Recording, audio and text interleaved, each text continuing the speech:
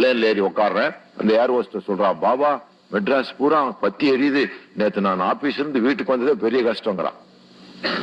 என்னடா இந்த நேரம் நம்ம போறோமே, எந்த கலவரம் வந்தாலும் இப்ப எங்க தலையில தானே ஓடுறானுங்க, சிகாத் கமிட்டிக்காரன் தலையில. சரி பாப்போம், பிளேன்ல ஏறிட்டோம், போர்டின் ஆயிட்டோம், உனி இறங்கினா கம்ப்யூட்டர்ல காட்டி கொடுத்துரும், எதுக்கு நம்ம கோலையா போய்தான் பாப்போமேன்னு போனேன். புதுப்பேட்டையில இருந்து 500 இளைஞர்கள் வந்தான். என்னங்க பாபா எங்க கடையெல்லாம் கொளுத்திட்டாங்க, நாங்க இவ்வளவு நாள் வாழ்ந்த வாழ்க்கையெல்லாம் போச்சு அப்படின்னா.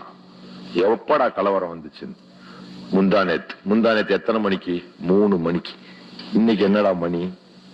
2 நாள் ஆயிப்போச்சு, இன்னைக்கு 7. கிட்டத்தட்ட 50-60 மணி நேரம் ஆச்சு. 60 மணி நேரமா ஒரு கலவரம் ஓயல.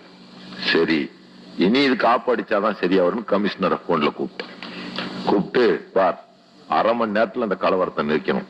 நிக்பாட்ல சவுகார்பேட்ல புந்து ஒரு மாறுவாடி விடாம அறுத்துருவேன். 20வது நிமிஷம் கலவரம் நின்றுச்சு. கமிஷனரை எழுதி கொடுத்திருக்காரு. நீ சொல்லுவியா? உனக்கு தில் இருக்கா? சொல்லு. நீ சொல்லு. போன் எடுத்து அப்படி சுத்தி முட்டிக்கு பேத்துருவான். சொல்றதுக்கு ஒரு கெப்பாசிட்டி வேணும், சொல்றவன் செய்யணும்.